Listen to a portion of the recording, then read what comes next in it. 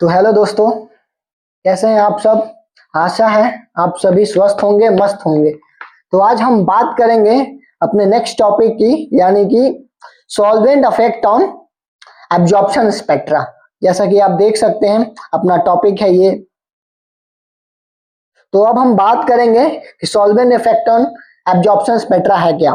तो the solvent that can change the position and intensity of absorption peak in UV light or visible light spectroscopy due to solvent solute interaction, यानी कि solvent change कर सकता है position और intensity of absorption, यानी कि UV light या फिर विजिबल लाइट का जो भी है वो एब्जॉर्प्शन चेंज हो सकता है सॉल्वेंट के द्वारा, सॉल्यूट और सॉल्वेंट के इंट्रैक्शन के कारण। So non polar solvent and non polar molecule show list effect, यानी कि जो नॉन पोलर सॉल्वेंट होते हैं और नॉन पोलर मॉलिक्यूल वो कम इफेक्ट शो करते हैं इसमें एब्जॉर्प्शन में।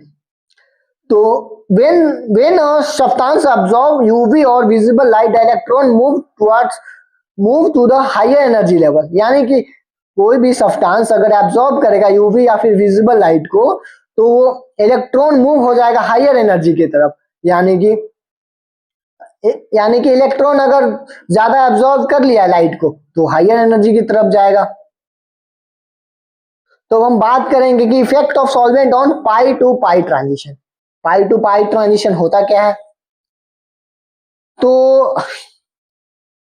The transition between ground state to the excited state of pi electron is called pi to pi transition, यानी कि ग्राउंड स्टेट के पाई इलेक्ट्रॉन को एक्साइटेड स्टेट के पाई इलेक्ट्रॉन तक पहुंचने की प्रक्रिया को बोलते हैं पाई टू पाई ट्रांजिशन। तो बात करेंगे इस ट्रांजिशन में होता है क्या। In this transition the electron from bonding pi orbital jumps to an anti bonding pi orbital when light is absorb, यानी कि जब लाइट एब्जॉर्ब होता है तो ग्राउंड स्टेट से एक्साइटेड स्टेट की ओर जाता है अपना क्या, ग्राउंड स्टेट से एक्साइटेड स्टेट की तरफ जाता है अपना कौन सा इलेक्ट्रॉन जाएगा। तो क्या होगा, बोथ ग्राउंड स्टेट एंड, यानी कि ग्राउंड स्टेट का पाई इलेक्ट्रॉन और एक्साइटेड स्टेट का पाई इलेक्ट्रॉन आर स्टेबलाइज, यानी कि दोनों स्टेबलाइज रहेगा। But the excited state of pi electron is more stabilise than the ground state due to the solvent, यानी कि सॉल्वेंट के कारण जो ग्राउंड स्टेट है मतलब एक्साइटेड स्टेट है वो ज्यादा स्टेबलाइज हो जाएगा। जैसे कि आप देख सकते हैं ये एक्साइटेड स्टेट है तो ज्यादा ये एक्साइटेड हो मतलब कि स्टेबल हो जाएगा तो ये नीचे की तरफ आएगा, यानी कि इतना हो जाएगा। तो यहां से यहां तक जाने की एनर्जी इसको ज्यादा लग रही थी, अब यहां से यहां जाने की एनर्जी इसको और कम लगेगी। तो यही बता रहा है ये। तो हम बात करते हैं आगे। तो यही बात बोल रहा है कि this reduces the energy gap that is required less energy due to solvent, यानी कि यही बोल रहे हैं कि यहां से यहां अगर इसका एनर्जी मतलब ज्यादा स्टेबलाइज हो जाता है एक्साइटेड स्टेट का पाई इलेक्ट्रॉन तो इसको कम एनर्जी लगेगा ग्राउंड स्टेट से एक्साइटेड स्टेट तक पहुंचने में। So due to increase in wavelength lambda max, यानी कि वेवलेंथ, द बैथोक्रोमिक शिफ्ट यानी कि रेट शिफ्ट एक्सप्रेस, यानी कि अगर एनर्जी कम हो गया तो वेवलेंथ ज्यादा हो जाएगा, अगर वेवलेंथ ज्यादा हो जाता है तो उसको बैथोक्रोमिक यानी कि रेट शिफ्ट बोलते हैं। जैसा कि आप देख सकते हैं ग्राफ में, इसमें एनर्जी ज्यादा रिक्वायरमेंट है, मतलब कि ये ग्राउंड स्टेट से अगर एक्साइटेड स्टेट में इसको जाना है तो यहां से ज्यादा एनर्जी की रिक्वायरमेंट है। अगर ये सॉल्वेंट कांटेक्ट में इसके आ जाता है सॉल्वेंट के कारण इसका एनर्जी गैप कम हो जाता है, जिसके कारण बैथोक्रोमिक शिफ्ट देखने को मिलता है। अब हम बात करेंगे effect on solvent on n to pi transition, यानी कि एन से पाई ट्रांजिशन जब ट्रांजिशन होता है तो सॉल्वेंट का क्या इफेक्ट है। तो in this transition the electron from a non bonding n orbital jumps to the anti bonding of pi orbital, यानी कि एन इलेक्ट्रॉन जंप करके एक्साइटेड पाई इलेक्ट्रॉन की तरफ जाएगा, एक्साइटेड स्टेट में जाएगा पाई इलेक्ट्रॉन के। तो क्या होगा, the ground state of n orbital with lone pair interact strongly with solvent, यानी कि जो लोन पेयर रहेगा एन इलेक्ट्रॉन का वो इंटरेक्ट करेगा किसके साथ, सॉल्वेंट के साथ। So the ground state of n electron is more stabilise, और ग्राउंड स्टेट का एन इलेक्ट्रॉन हो जाएगा वो ज्यादा स्टेबलाइज हो जाएगा। ज्यादा स्टेबलाइज हो जाएगा तो क्या होगा, ज्यादा से अगर मान लिया जाए स्टेबलाइज हो जाता है तो क्या होगा, जैसा कि अपना ये है, अगर ये एन इलेक्ट्रॉन है, अगर ये एन इलेक्ट्रॉन है और ये पाई इलेक्ट्रॉन है, ठीक है, ये ग्राउंड स्टेट में है और ये एक्साइटेड स्टेट में है, तो इसका एनर्जी गैप कम हो जाता है, एनर्जी गैप इसका कम हो जाएगा। अगर एनर्जी कम हो गया तो वेवलेंथ ज्यादा हो जाएगा। हमने पढ़ा है कि अगर एनर्जी वेवलेंथ के इनवर्सली प्रोपोर्शनल होता है, तो अगर एनर्जी अगर कम लग रही है तो वेवलेंथ बढ़ जाएगा। इसके कारण से this increase the energy gap that require more energy due to solvent, यानी कि इसको ज्यादा एनर्जी की रिक्वायरमेंट होगी, ज्यादा एनर्जी की रिक्वायरमेंट होगी, ज्यादा मान लीजिए ये बढ़ गया तो यहां से यहां जाने तक की मतलब इसको ज्यादा एनर्जी चाहिए, पाई और एक्साइटेड है ये, तो इसको ज्यादा एनर्जी चाहिए तो इसमें ज्यादा एनर्जी लगेगा, पहले कम एनर्जी लग रहा था अब ज्यादा एनर्जी की रिक्वायरमेंट। अगर ज्यादा एनर्जी चाहिए तो अगर लग रहा है इलेक्ट्रॉन को तो so due to decrease in wavelength, यानी कि एनर्जी ज्यादा तो वेवलेंथ कम हो जाएगा। Lambda max the hypsochromic shift, यानी कि ब्लू शिफ्ट टेक्स प्लेस, यानी कि ब्लू शिफ्ट हो जाएगा। जैसा कि हम देख सकते हैं ग्राफ में, एनर्जी लेवल है अपना, सॉल्वेंट इंटरेक्शन है, ये एक्साइटेड स्टेट में एन इलेक्ट्रॉन से पाई इलेक्ट्रॉन जाएगा, अगर ये एन इलेक्ट्रॉन अपना ग्राउंड स्टेट में और पाई इलेक्ट्रॉन एक्साइटेड स्टेट में, तो उसको एनर्जी की रिक्वायरमेंट कम है, लेकिन सॉल्वेंट के इंटरेक्शन के बाद ये एनर्जी गैप बढ़ जाएगा, जिसके कारण ये हमें ब्लू शिफ्ट या फिर हिप्सोक्रोमिक शिफ्ट देखने को मिलता है। तो अब हम बात करेंगे बियर्स-लैम्बर्ट्स लॉ की। तो the Beers Lamberts law was originally two separate laws, यानी कि दोनों अलग अलग लॉज था, किसके रिगार्डिंग, एब्जॉर्बेंस के रिगार्डिंग। एब्जॉर्बेंस के रिगार्डिंग बियर्स ने अपना लॉ दिया और लैम्बर्ट ने अपना लॉ दिया। तो in 1760 Heinrich Lambert develops a law related to the thickness of medium with its wavelength, यानी कि लैम्बर्ट ने बताया कि एब्जॉर्बेंस जो है वो डायरेक्टली प्रोपोर्शनल होता है पाथ लेंथ यानी कि थिकनेस के, absorbance directly proportional to path length और थिकनेस। ये तो हमारे लैम्बर्ट भाई साहब ने कह के गए साइंटिस्ट। अब बियर क्या कह रहे हैं भाई, in 1852 August Beer publish a paper which is related to the absorbance of a solution with its concentration, यानी कि जो बियर बता रहे हैं, बियर साइंटिस्ट जो थे वो उन्होंने बताया कि एब्जॉर्प्शन जो होता है, एब्जॉर्बेंस जो होता है वो डायरेक्टली प्रोपोर्शनल होता है कंसंट्रेशन के। तो according to Beers Lambert law absorption is directly proportional to concentration and wave मतलब लेंथ, पाथ लेंथ, यानी कि इसको ऐसे बोल सकते हैं, प्रोपोर्शनली हटाएंगे तो absorption is equal to ACL, C यानी कि कंसंट्रेशन, L यानी कि लेंथ और A यानी कि अपना कांस्टेंट, एब्जॉर्प्शन कांस्टेंट। तो हम बात करेंगे derivation of Beers Lamberts law, derivation की बात करेंगे हम।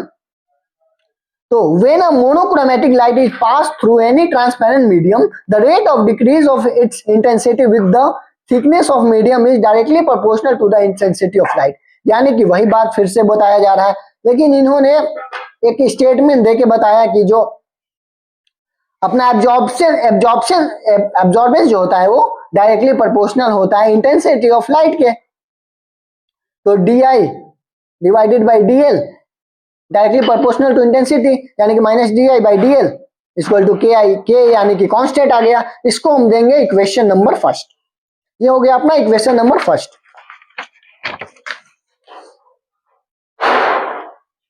DI by DL equal to KI।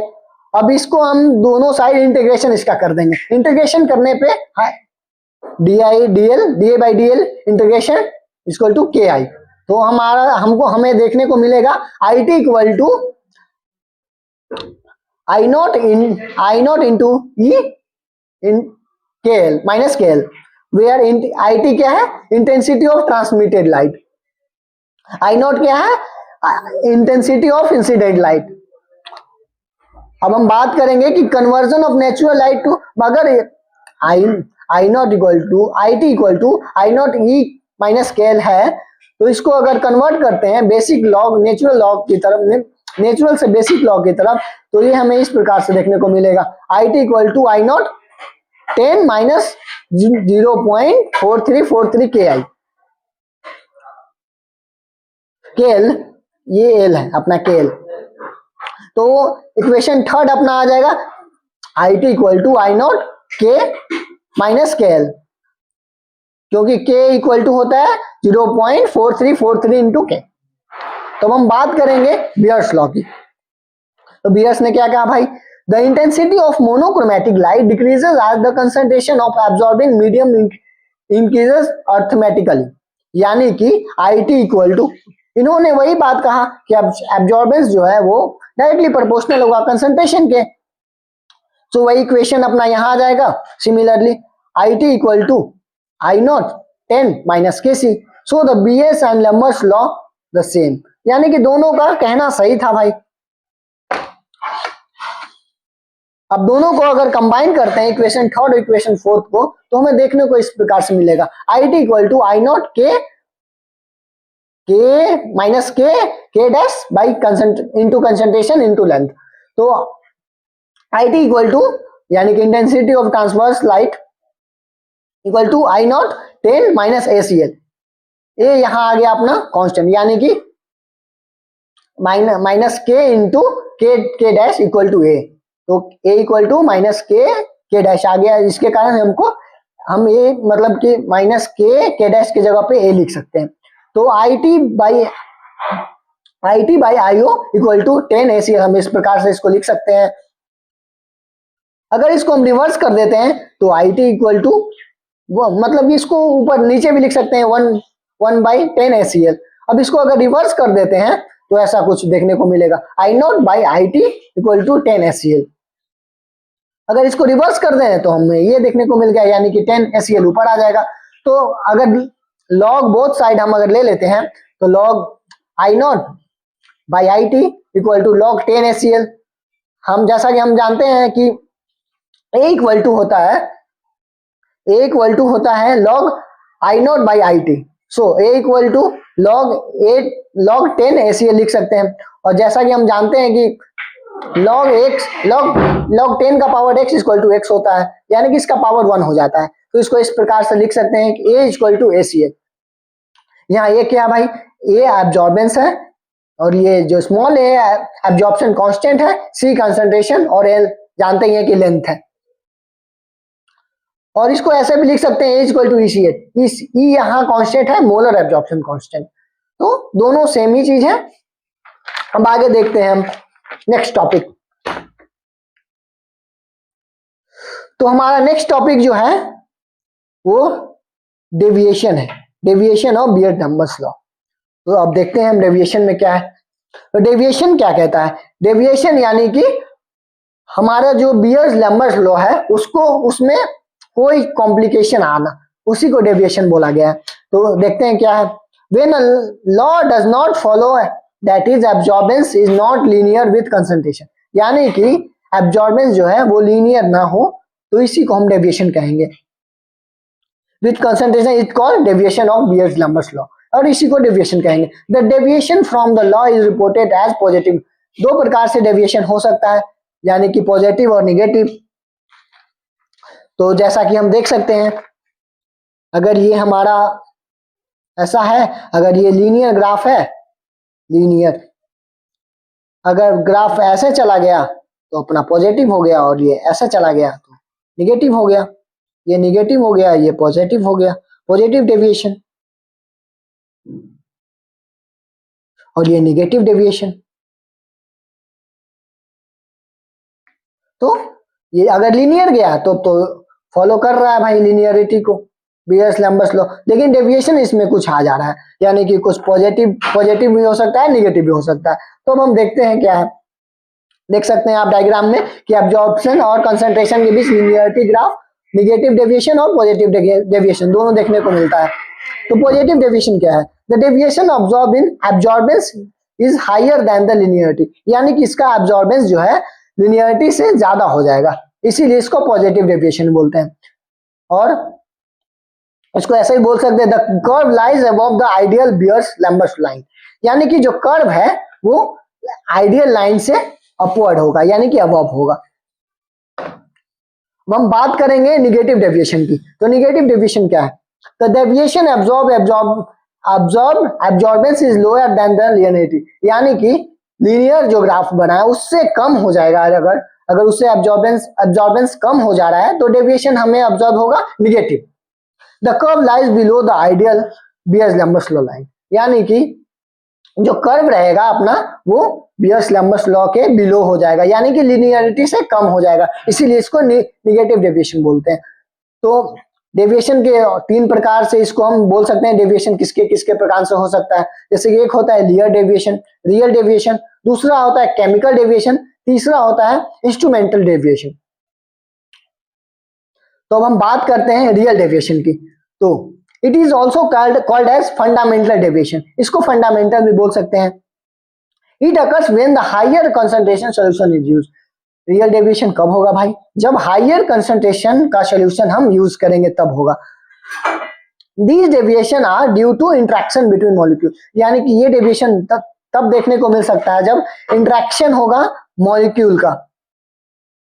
अब हम बात करेंगे केमिकल डेविएशन का। तो केमिकल डेविएशन क्या है? तो deviation occur due to the chemical, यानी कि केमिकल के द्वारा जो डेविएशन ऑब्जर्व होगा उसी को बोल सकते हैं chemical deviation. It occurs due to the presence of foreign particle, यानी कि केमिकल डेविएशन यानी कि फॉरेन पार्टिकल के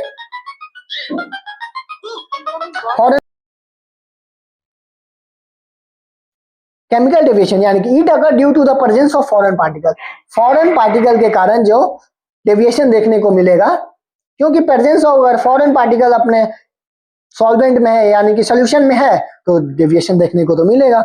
it can also occur due to chemical degradation, अगर केमिकल डिग्रेडेशन हो जाए जैसे कि एसोसिएशन यानी कि मॉलिक्यूल आपस में बाइंड हो जा रहा है, यानी कि या फिर डिसोसिएशन हो जा रहा है यानी कि जो मॉलिक्यूल है वो डिसोसिएट यानी कि ब्रेक डाउन हो जा रहे हैं, तो हमें केमिकल डेविएशन देखने को मिल सकता है। अब हम बात करेंगे कि chemical deviation also occur due to the colour compound when it appeared decolourised, यानी कि केमिकल डेविएशन ऐसे भी देखने को मिल सकता है जब कलर कंपाउंड जब डीकलर हो जाए डीकलराइज हो जाएगा, तो इसके कारण जैसे कि एस्कॉर्बिक एसिड ब्लू कलर, ये ब्लू कलर का जनरली होता है लेकिन डिसकलर हो गया तो केमिकल डेविएशन हो गया। तीसरा प्रकार होता है अपना इंस्ट्रूमेंटल डेविएशन। तो बात करते हैं कि नाम से ही पता चल रहा है कि डेविएशन होगा किसके कारण? इंस्ट्रूमेंट के कारण। तो the deviation occur due to the instrument, the deviation occur due to the slit of the monochromator, यानी कि इंस्ट्रूमेंट का जो मोनोक्रोमेटर का स्लिट होता है उसके कारण डेविएशन देखने को भी मिल सकता है। The deviation occur due to the detector errors, यानी कि डिटेक्टर में अगर कोई एरर आ जाता है तो भी हमें ये डेविएशन देखने को मिल सकता है। तो आज के लिए इतना ही, थैंक यू, मिलते हैं अगले वीडियो में।